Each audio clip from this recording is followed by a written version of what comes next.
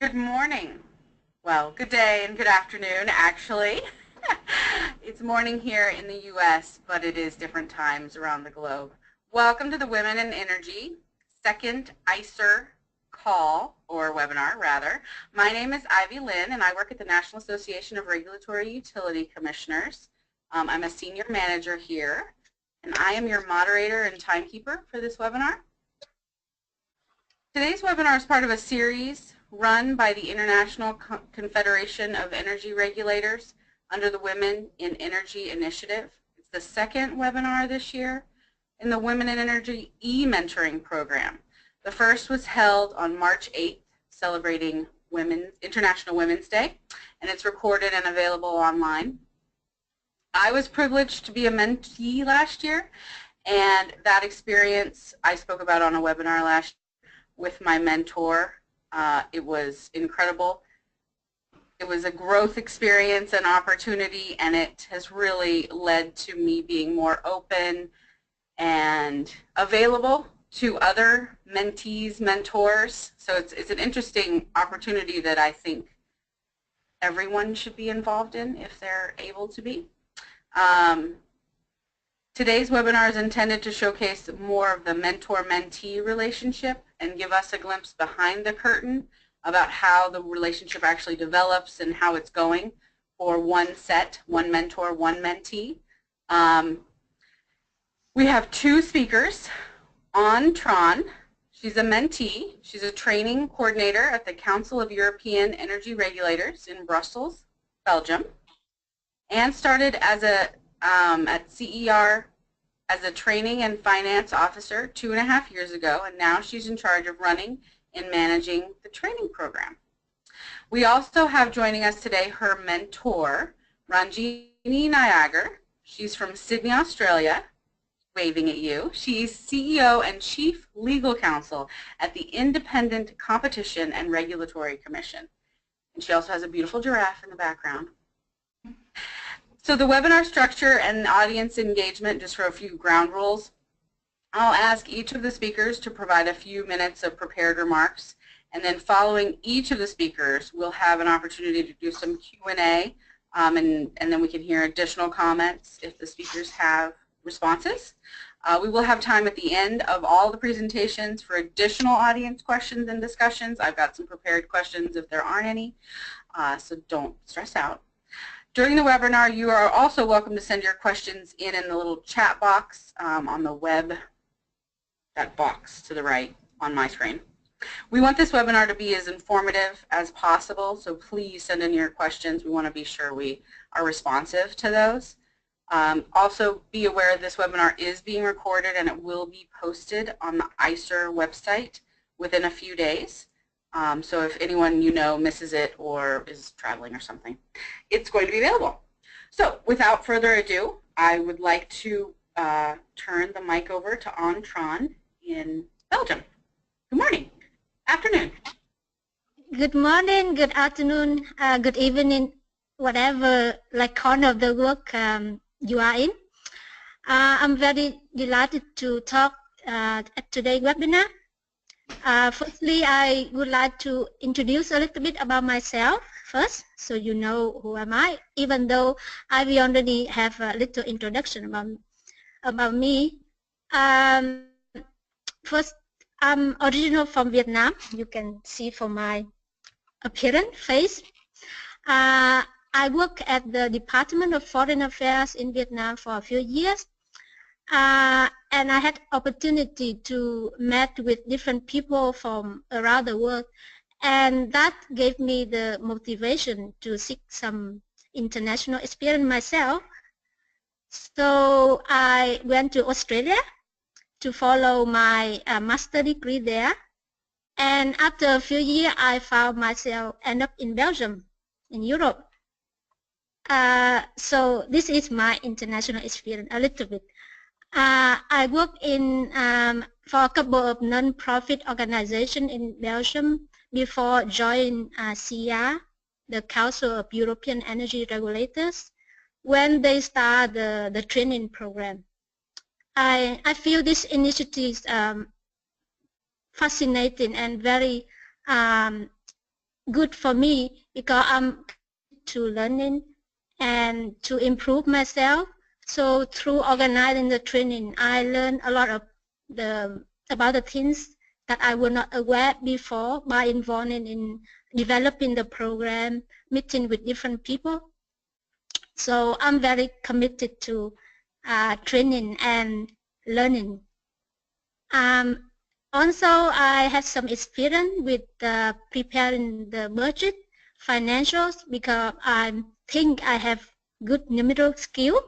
So I have some experience in that. I think that's enough about me. And now back to the mentoring program. This is the first time that I joined the mentoring program. Even though at ICER I used to be in the back office to help some tasks to run this program. And this year I have a fantastic mentor, Ranjini from Australia. I have a good experience so far, so I want to share with all of you today what I have learned. So first, how do we start the program?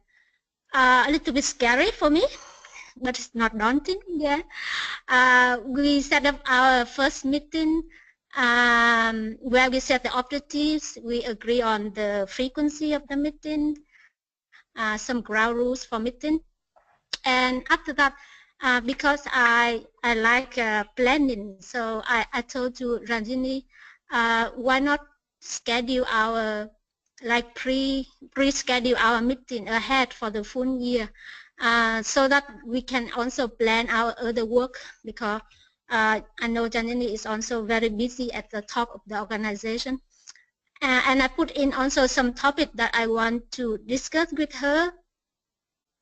And by the way, I also use the mentoring journal that is distributed.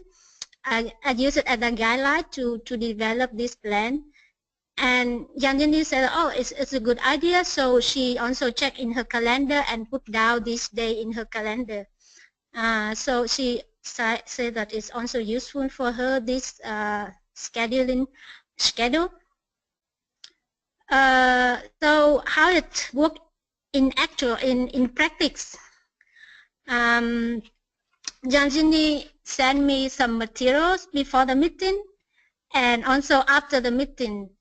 And we discussed the topic and she gave me homework to do. Sometimes she said that maybe I don't have enough time for you and you will feel neglected. But on the contrary, I feel that she's always like beside me, supporting me, and even watching me. What are you doing? and with the little homework she gave me, it reminds me of her. So I don't feel neglected at all, and even busy, keep doing my homework. So that's the actual part. And now I want to share with you one of the topics that we discussed in one of our meetings. It's about understanding yourself to better self-promote.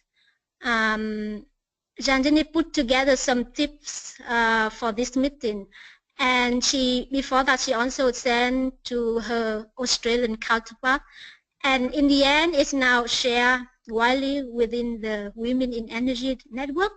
So you can find there, if you are a member of this network, you can find on the website of the ICER in the page of the Women in Energy section. So what is it about understanding yourself in order to better self-promote? Janjini said that selling yourself is mean to develop relationship with people so that they want to do business with you, they want to work with you, for you, they want to hire you, they want to help you. And I agree with her that it's not merely like in marketing term that people just telling how good the product is and convince you to buy that product. So in order to do that, the first step is you have to know yourself, who you are, what are you passionate about, what are your values, what keep you motivated every day when you go to work, and also know what are your strengths, what are your weaknesses, what skill do you need to improve. And after that, project confidence and be determined to achieve your goal, but at the same time be patient in order to achieve that. And it's also about develop good relationship with people, with their with others. And another important part that she point out is that you have to understand also what is behind you, what stop you, so that you don't let it stop you. So what make you fear? And this is a very interesting part. For example, like some negative thinking, oh, that is a problem, or some on for nothing thinking, like oh, I'm a failure if my performance is not perfect. So these are the things, the tips that we discussed together, and I found very useful. So what I have done, firstly, I become more self-awareness. That self-awareness is a process for me to, I would say that sometimes it's strange, but when you are doing your work every day, keep busy doing your work, you forget who you are and what motivated you every day when you go to work. So at least it's not the case sometimes for me. So I have also to be self-aware of that, and self-aware of some of the negative thinking. It's not like constantly inside, but sometimes it just appears. For example, I was educated in a system where like girls are taught to listen to boys, or good employees should listen to their boss and would just do what exactly your boss tell you to do. So even though I have lived in different countries, a little bit international experience, but this underlying belief sometimes is still deep inside me, and I'm not aware that it sometimes it's also affect my thinking and my way of action.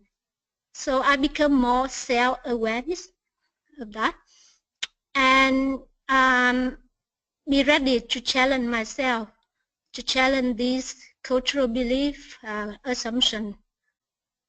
So one of the things that I do to challenge myself is to join this webinar, to talk with all of you about my experience, and also to improve my public speaking skill.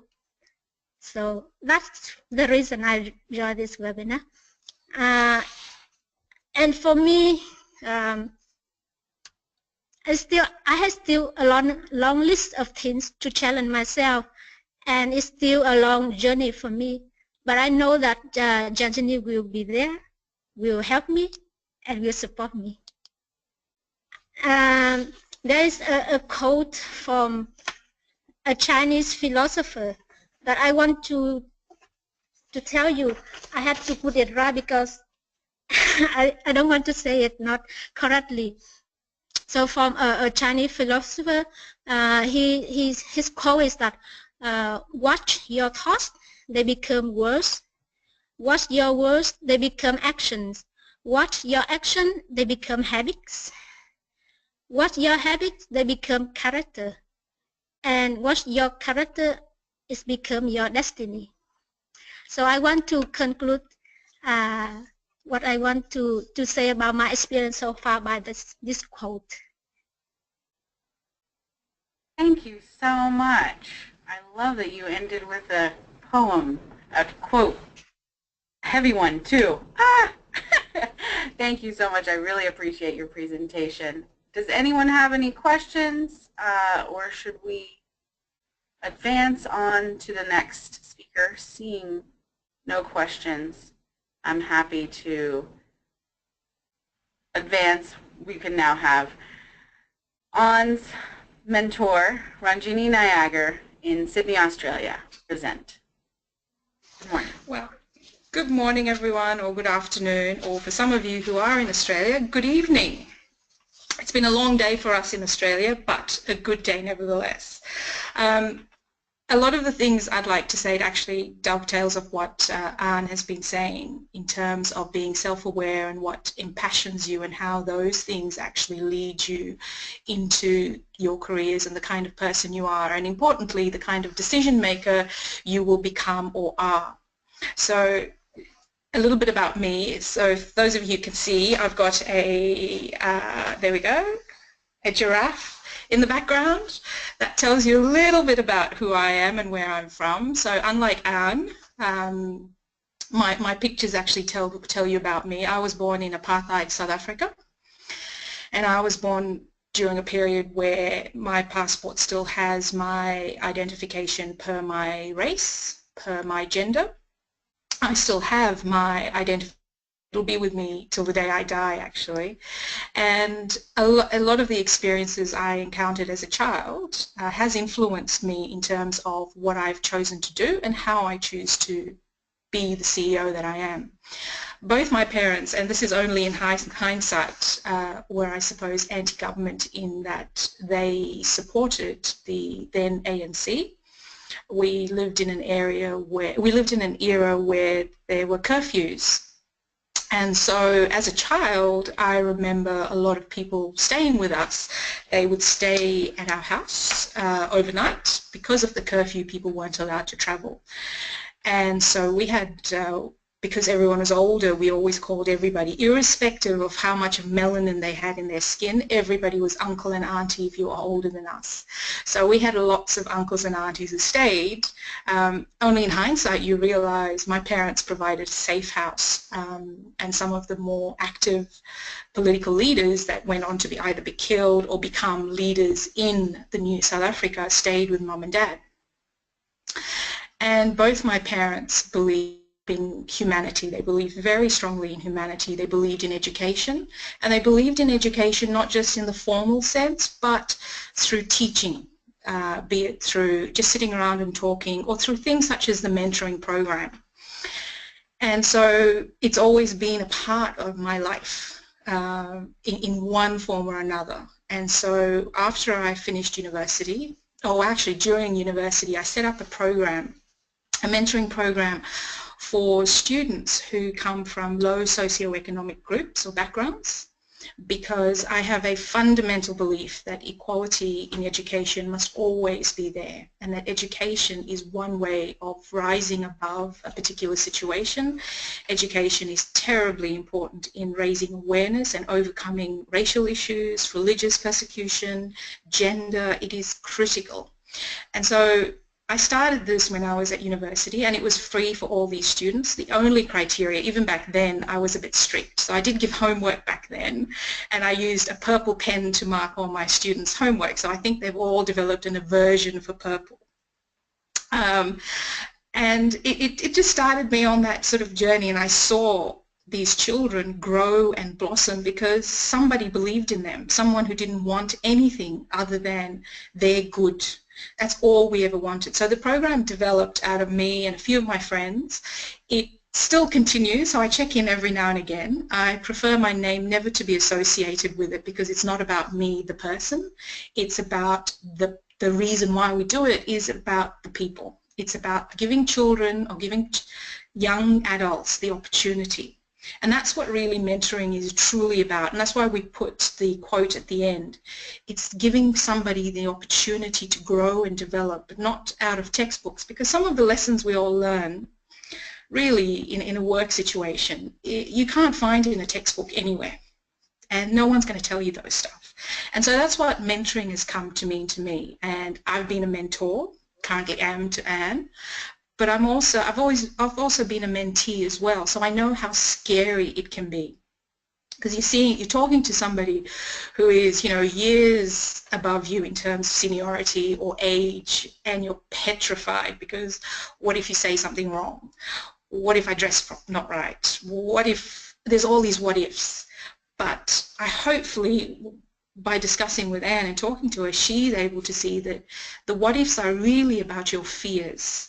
And your fears are the one thing that kind of holds you back, because a lot of the questions I've received, because of my relative age compared to everybody else, I mean, my senior commissioners, one was the age of my father and the other was my mum's age, so for me it's an issue, and I've accidentally called somebody dad once. That was very, very embarrassing, but it happened. That's my occupational hazard.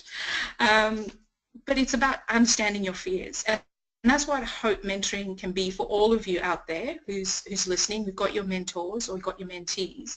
It's really about getting behind those fears, and that's something that's a theme that I see floats through everybody. And you know, you can be the most senior person in your organization, but there is always something that worries you, that you have a fear, and that sort of holds you back. And that's some of the things Anne and I talk about. Some of the other things we talk about, which does come back to a little bit of my own background, is that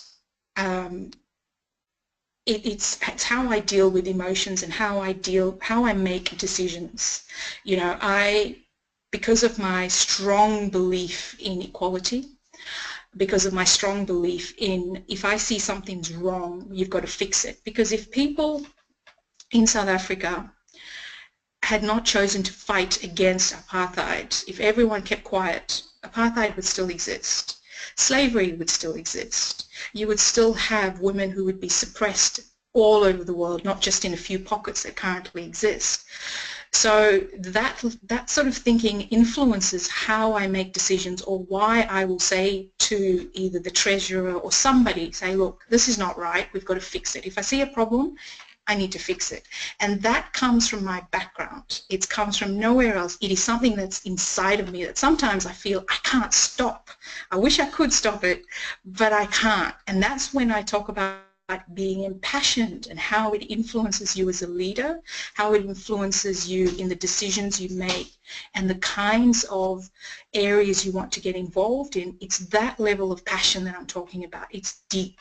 For me, it's very deep. It's as if it's part of my DNA. It runs in my blood.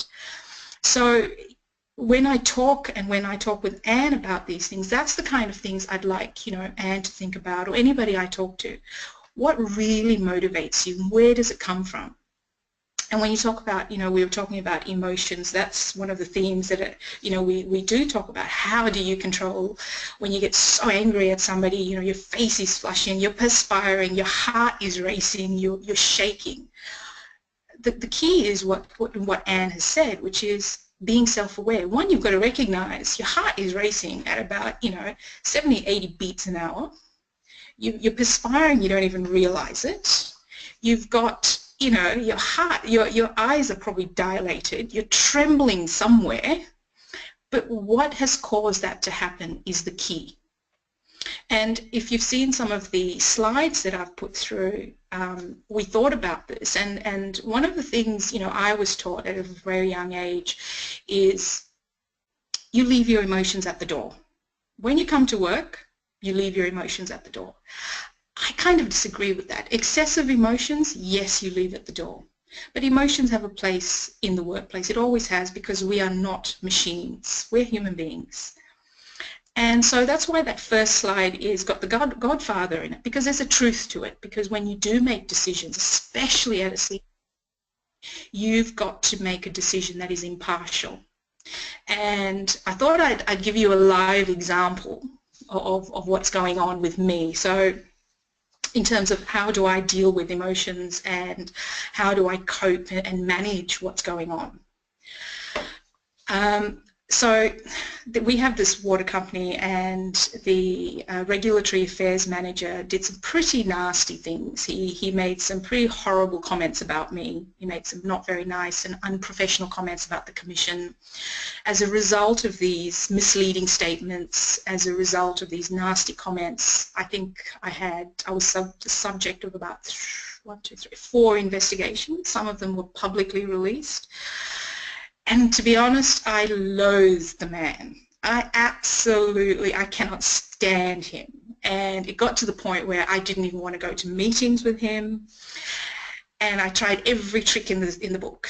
short of lying, I said, oh, I can't turn up to a meeting because I'm not wearing a suit. I can't turn up to a meeting because I'm wearing the wrong shoes. Oh, can't do that. I can't go, oh, I think I'm coming down with a cold. Oh, don't want to do that because I don't want to pass on my germs. None of them worked, mind you. And the other major thing, I thought, do I shake this man's hand or not? Because to me, if I shake someone's hand, it's a very serious matter to me because it's showing respect for the other person. You know, when you think about why do we shake hands with people in a work context, it's not just a form of greeting, it's actually a form of respect you give yourself, but also the other person. I didn't respect this person, so what do? What do you do under those circumstances when your emotions are just overriding your professional abilities and your professional stance? So I didn't sleep for a while thinking, do I or don't I shake this man's hand? And if I don't shake it, how do I get away with it as well?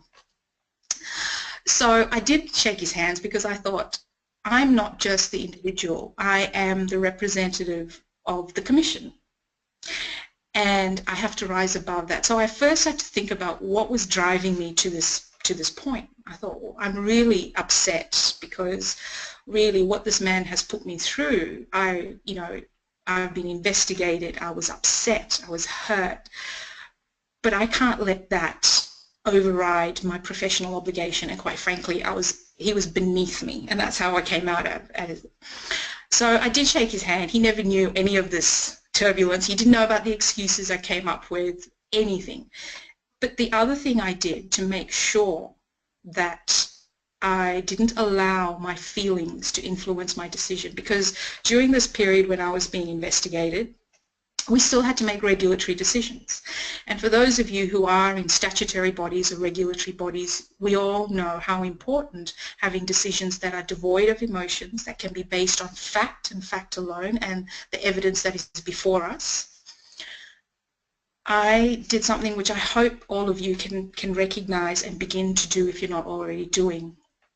I spoke to my two commissioners because I realized I should never be ashamed of how I feel, because they were real feelings and I shouldn't be ashamed of it. And I wasn't ashamed of the fact that I was really angry with this man. I think I got ulcers because of the way he sort of treated me.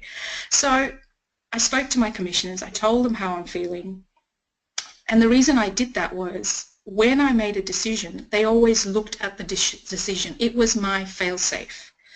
It was my covering. So the reason I'm telling you this quite personal story is that these things happen in a real sense. Sometimes it's with external parties, as this has happened. Sometimes it is within your organization with colleagues. And when it's with your colleagues, it's really difficult. It's a very difficult thing to do. And the one thing I did tell to Anne, which I think I emailed her last week and said, I've taken my own advice and I've gone out for a walk and I've come back because I thought I was going to hit someone, really. And I'm not a violent person. Don't worry, Ivy, I'm not a violent person. But that's actually really important to bear in mind, because in the heat of the moment, you just don't know what you're going to say.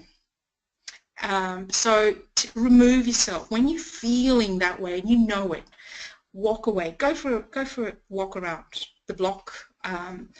Or if you're on the harbour, go have a look at the ocean or something. And if you're in a meeting, and Anne did ask me this question, but what if you're in a meeting? What do you do then? Well, the best thing I've ever done is to say, excuse me, I need to go to the toilet, or I need a comfort break. You don't want to use the word toilet, ladies, lavatory, whatever it is in your part of the world, use the term comfort break. And no one's going to say no to that.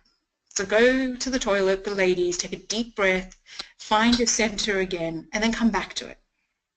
So, it's been an interesting journey for me with Anne as well, because it's made me really be conscious and write down all the things that we talk about.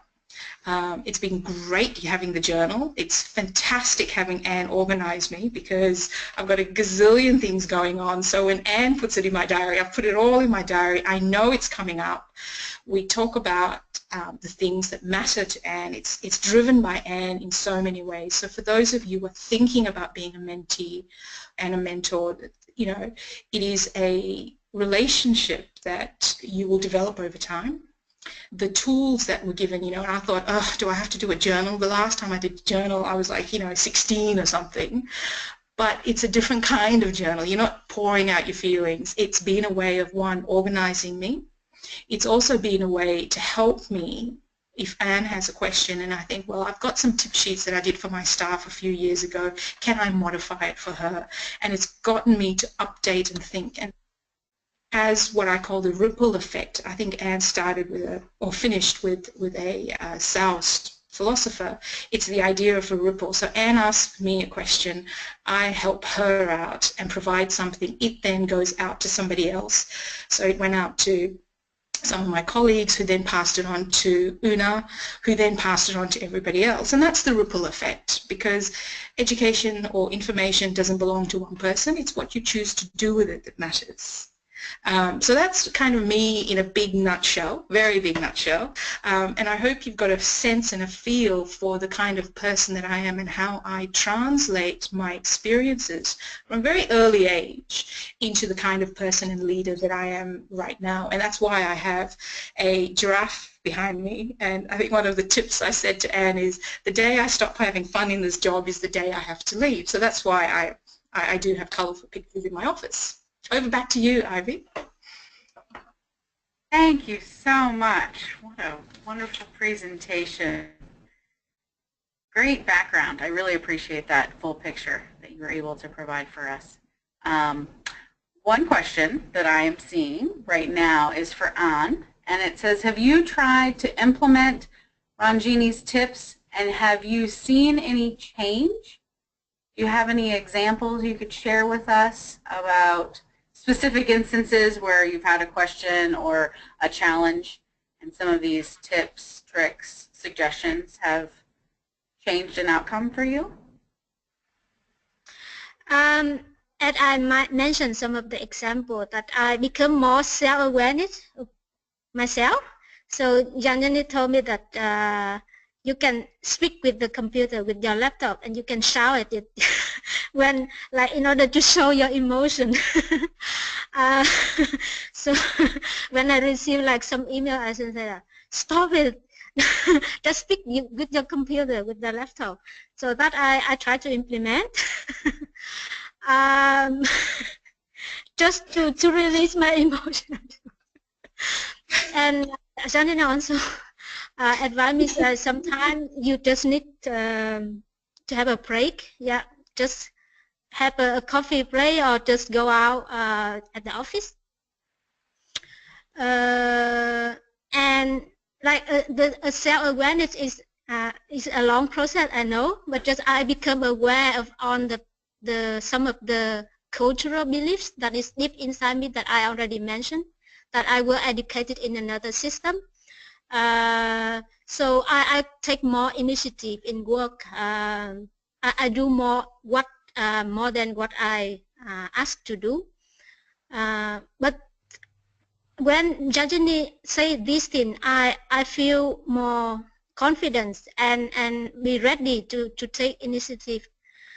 And one of the things I mentioned with you that I try to challenge myself to improve my public speaking skills, to share with you on first about who I am, what I'm passionate about the training, also about some of the financial things that some people just want to avoid.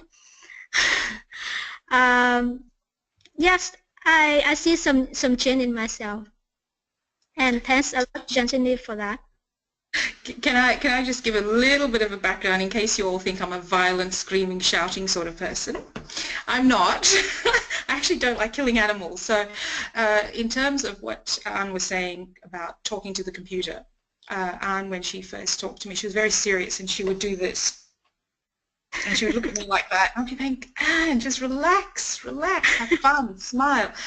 And so one of the tools I said to her was, think about what your face is doing. If you're concentrating and if you're staring so hard at your computer, no one's going to want to approach you because you look like you're concentrating. You know, we've all been in those situations where, especially in an open plan office, and Anne sits in an open plan office. She's staring at a computer, but she's got this very concentrated all the time. So as part of to ensure her that she doesn't age prematurely as well, and also that she sort of enjoys herself a little bit at work, is that she actually shows some facial expressions, that she's not a machine, and that it'll probably help her engage with her own colleagues, but also be aware of herself, because that's part of the journey of being self-aware, is actually being aware of your body. And so that's why we did the whole don't do that anymore, sort of be open, and also, you know, go for a cup of coffee. Don't have a big glass of water or a big glass of tea. It's have a little cup of tea or a little cup of water. It'll force you to get up. One, it's very unhealthy to sit all the time. So it's good to get you walking, plus you get to, you know, change the air a little bit. So that's what really where that was coming in from. It was about allowing Anne to realize there are ways of engaging with people that starts with yourself and being aware of what your facial expressions are saying to somebody else. Don't, you know, we've all read in the books where if you put your hands across your chest, that means don't talk to me. But what is your face saying as well? And that's really where that conversation was coming in from. Sorry to interrupt you, Anne. No, it's very complimentary in what I just say. And thanks for the tip. Thank you both very much. I appreciate that, both about the premature aging, and if she is in an open floor plan, then she openly talked to the computer and everyone around her knows that she's talking to someone who can't hear her. I love that. Next question. This is from a mentor. She's asking, she says, my mentee is a bright, ambitious woman with a lot going for her, but she sees a bleak future and therefore is having difficulty engaging in a discussion. What advice or suggestions, tips, tricks would you have for someone who is in this position, both as a mentor and as a mentee, just challenged with their next step? I think it's important to, as a mentor, to try and work out what it is that is, I mean, we're not psychologists, but what it is that's causing this innate fear, and that's, because that's a strong word, being bleak. What is it that's, I mean, for the person to be a mentor, a mentee in this program, that means this person has succeeded somehow, and succeeded in being, you know, on a personal level as well as a professional level. But so what is it that's causing this person to be so bleak about their situation, and what has happened that's made this person sounds very negative, and yet on the same token, they're also obviously quite successful. I think it would be a gentle conversation you would need to have with that person. I wouldn't begin to do it as, you know, immediately say, so why are you so negative? It would be a gentle way of getting to it, and to also gently give them enough encouragement to say, you know, it's the little things that you can encourage someone, that even if it's, you know, you look really, you dressed really smartly today, it's appropriate for your role, it's wonderful how to hear you change in the way you speak. And also, speaking of speaking, is to pick up on little negative language that somebody says. And I hope you don't mind me saying this, Anne, but I picked that up on Anne as well. So when Anne was saying things that indicated to me that she had a negative view of being female, or how her culture had influenced her particular perspective, I immediately picked up on it. And I brought it to her attention and explained to her what she said and what it means and what message that is giving. And so that begins that process of being self-aware. And I only ever did it, I think, on 2 occasions. And because I started doing that, and Anne picked up very quickly, I will pick up on her. And I may not have the purple pen, but I'm there watching. And she began to change. And so Anne herself, I've noticed, has changed from a very shy, quiet person who didn't think herself capable and was wondering how she's going to do that, and she's changed to someone who thinks actually there is a possibility now, that it is possible, rather than it happens to other people. So why is it with your mentor, Denise, mentee, Denise, my apologies, that the person is feeling that it is not possible for her? So what is it that's driving that feeling of that she can't dream, in effect? You know, the fact that I'm sitting here, being a female of colour, born in apartheid South Africa, you would think I would have had the worst odds possible. Yes, I had great parents who were supportive, but I'm doing what I'm doing. Why can I do that and I'm doing this and this person feels that they can't? And I think it's, as a mentor, you need to pay attention to the little things, the body language, the language that they use, and gently coax them out of it. Is that helpful, Denise? I would like to add also that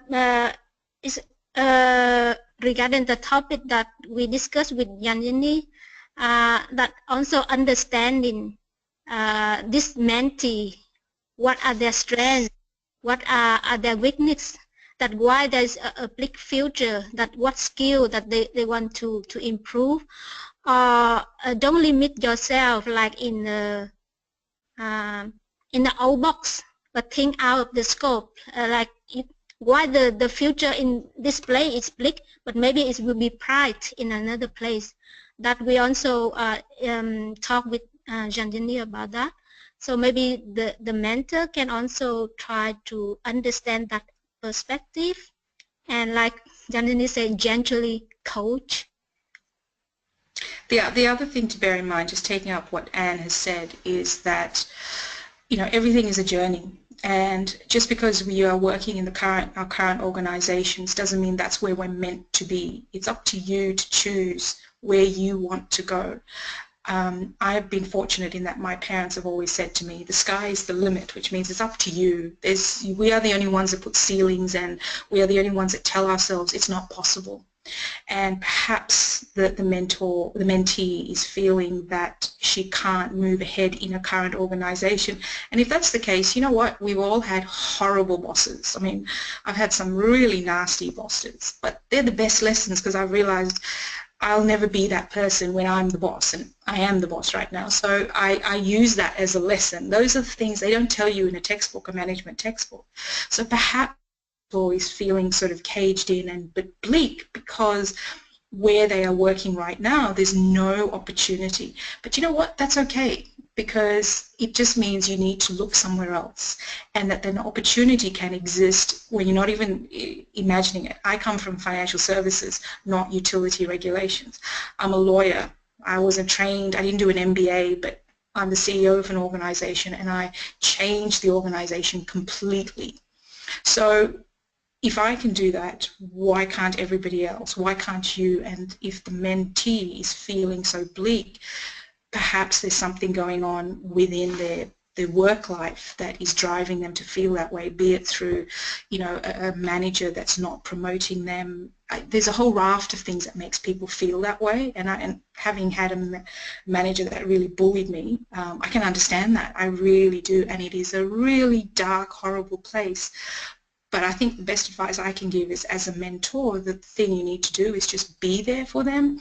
Don't judge them, and don't necessarily, and I know I said if I can do it, why can't you? Don't necessarily compare yourself and allow your mentee to compare themselves to you, because they're different. You know, I wouldn't have dreamt I'd be doing this, and I admire what Anne's doing.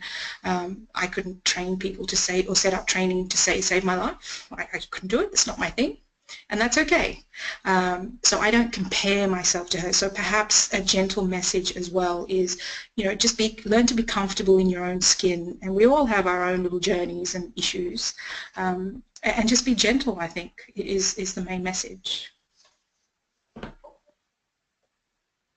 That's great. Thank you so much. Following on that, I'm going to combine the next question with one that I have. The question is, what if you have to work in your own organization with someone you feel doesn't show appropriate respect? And I want to just sort of also combine that with the age difference. I mean, you've openly admitted you're the CEO. I mean, that's awesome. And you've accidentally called people dad because it's a fact of life. They could be your dad, you're the kid. So how does that translate, and how do you handle those sorts of situations when someone is looking askant at you because, yes, you are a female and you're younger than them, and just you can check them out. You have giraffes in your office. How do you gracefully but forcefully but clearly push back when someone's not being respectful? That's a very, very good and interesting question. When I first started this job, a question that I got asked, and I didn't fully understand the import of that question, was, "So Ranjini, how did you get that job?" I was highly offended by that, obviously, and I came up with various answers because I thought that was a stupid question, so you're going to get an equally stupid response. So I would say things like, well, being born in Africa, it was obviously black magic because brains didn't get me there. And the other response I had was, well, being female, obviously I must have slept with someone because, again, I couldn't get the job. Then I realized these people would probably take it seriously, so I didn't say that anymore. But to me, it indicated a lot because it demonstrated that people they didn't expect someone to be young, female, of color, to actually have the skills, the intelligence, the wherewithal to do this job.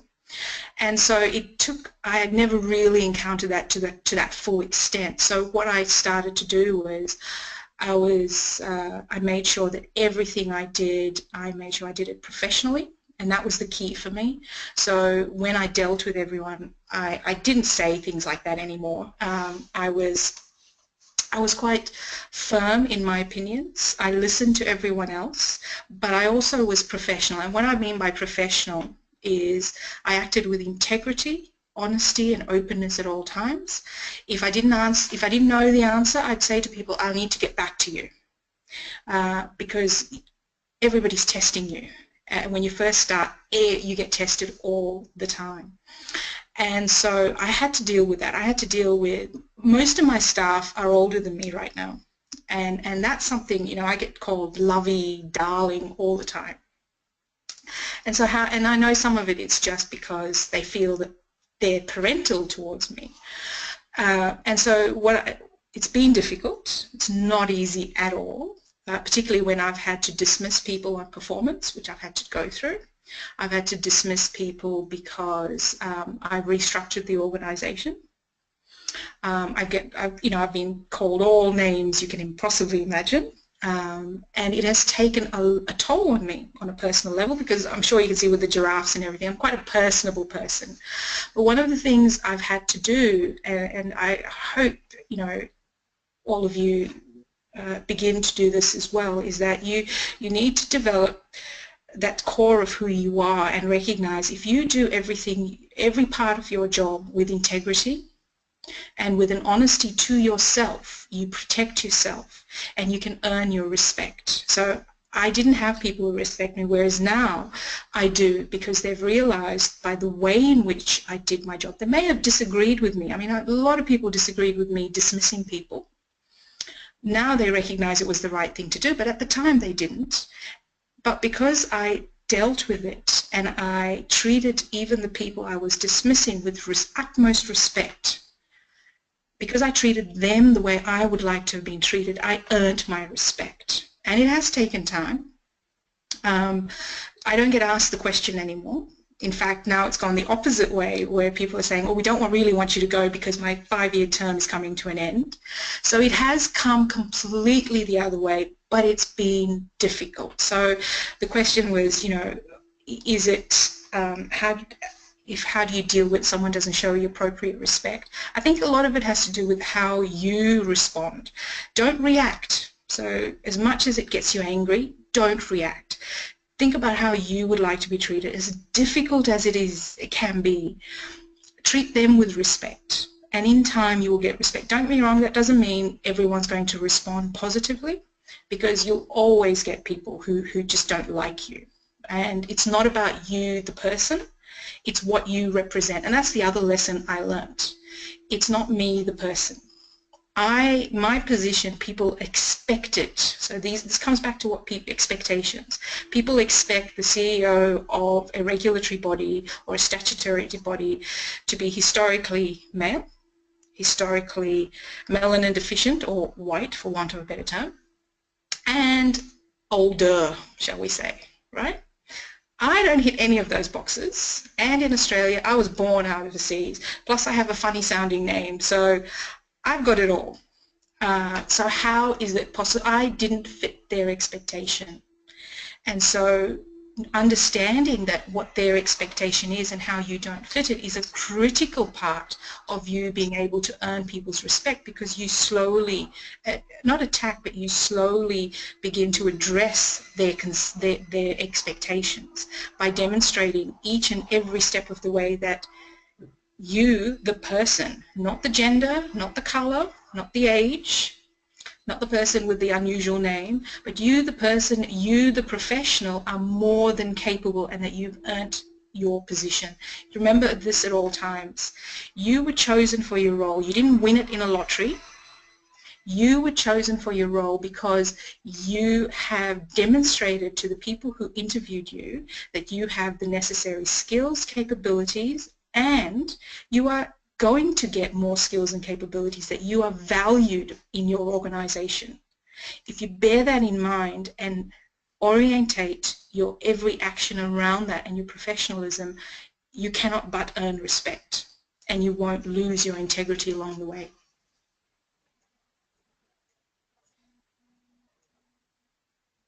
Thank you. Were you born this way?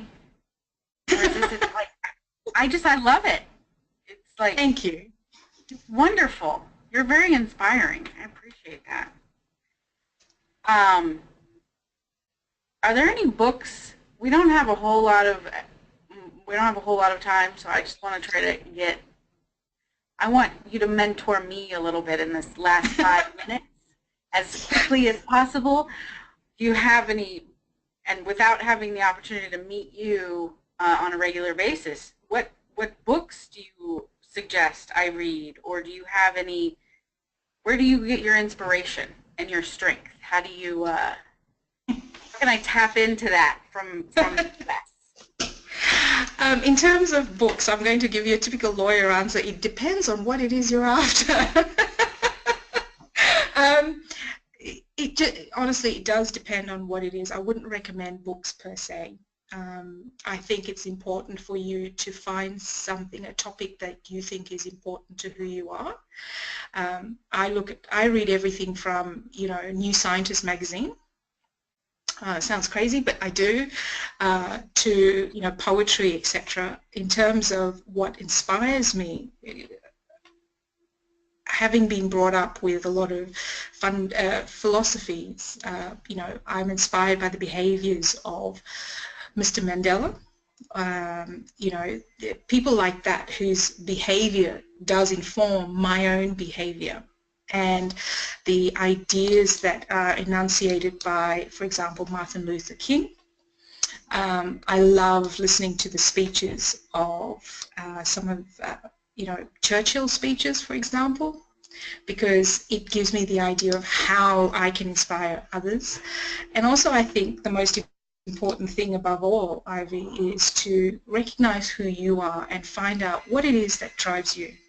What makes Ivy, Ivy? Because we're all individuals, and as an individual, what impassions me, and never lose sight of that, because we're all valuable to our families, to our friends, and what is it that we can contribute to society. I've grown up believing that my role in life is not just about me, it's service to others, and that service to others is central to who I am. Yes, there's lots of books on my bookshelf. I love, for example, Alexander the Great. I think he's awesome. I'd have a thing for megalomaniacs, and he was pretty good-looking megalomaniac. But it's strategy, actually. That's the key to Alexander the Great. It's about strategy. It's about personal strategy. It's how do you apply that strategy in a workplace, for example. You can look at, some military strategists. because you think, well, how is it that, what makes a military campaign so successful? It's about harnessing resources. It's about identifying your risks. It's about identifying what your flank is going to do and being able to plan ahead. And also, okay, if something goes wrong in the interim, what can you do? Where can you redeploy your resources? And it's not just your staff resource, but remember, it's your own resources. So what is it that's in your little toolbox? What skills do you have to deploy? What can you do? The other thing that I've learned the very hard way is I've got to keep some bits of me for myself, otherwise I get exhausted. And I think as females, we all tend to do that. We tend to give so much to the service of others or being problem solvers, we forget that sometimes we need time out as well. And we tend to forget that. So that's my other little tip for you, is to make sure you give yourself some tips, some time out, and don't judge yourself. Because I think, and this is from years of being a mentor and also a mentee, we're very good at judging ourselves. I don't look good. Oh, my hair is not very good. Oh, I shouldn't speak up because I'm in a room full of men. They're the experts and I'm not. And that's something I actually have to deal with on a daily basis. I'm surrounded by economists. And I think Anne was talking earlier on at the beginning about challenging your own beliefs in yourselves. When I started this job, I was like, oh, goodness me, economists. Ugh, what have I done? I've run away from them. I did an arts law degree. You know, I studied literature and philosophy. What are these people doing? But I've come to challenge my views on economists by saying, hang on a second, they're normal, sort of normal, but they're human beings. They look at the world through a particular perspective, a particular framework. And if I have an issue that, you know, an aspect of economics, what good have they done? And I began to challenge my own self, and I think that's a really important key when we talk about challenging yourself. That was something I had to do, and I respect economists now. I listen to them, well, not all the time, but most of the time, but I listen, and in a room where everyone's got PhDs, they've got, you know, they talk about maths and they do all sorts of things, and I look at the models. Don't economists love models? And you're like, oh, why?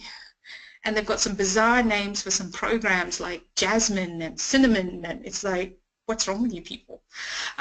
So I had to allow myself the opportunity to say, I don't understand what you're saying, but I'm going to go in and read it. And I didn't judge myself by saying I'm not good enough to be in this room with them. And because that could have been something I could have done, which brings me back to I think what Denise was saying about her mentee being so bleak. Part of it could be that perhaps she's judging herself as not being good enough in a particular situation. And just remember that you were employed for a particular reason. You do have skills. You are valued. So I'm not an economist. I'm not an econometrician. I love reading poetry. I prefer reading poetry to a maths book. That's just me. But that's okay. And when I'm in that room surrounded by economists and econometricians, I don't tell myself that I don't belong there. And when I provide my opinion, I provide it considerately, and I will stand my ground, and I will disagree. And on a few occasions, and it happened again this week, I asked a question from a lay person's perspective, and it made all the economists in the room stop and think and question their own assumptions. And so when you do that, there are benefits. So I would strongly encourage everybody, please don't judge yourself. You are good enough. Wherever it is you've come from and wherever it is you're choosing to go, you are capable. You're here for a reason because you're good enough to be here. Wow. Thank you so much. I'm inspired. I want to thank you both very much for your presentations and for what you've taught me and everyone else attending the webinar, contributing their questions and giving us your insights. I want to take a moment to encourage everyone, men and women, to engage with the Women in Energy. Please review the ICER website, see the activities we're offering, and we also encourage women regulators to write stories for the ICER publications. There's webinars, social media, there's lots of opportunities and there's lots of really valuable lessons to be learned as we've all partaken of today. So thank you so much for everyone who has joined and to our two wonderful speakers, Antron and Ranjini Nayagar. Thank you so much and have a lovely morning, afternoon, or evening. Thank you, Ivy. Thank you, Ivy. Have a great day.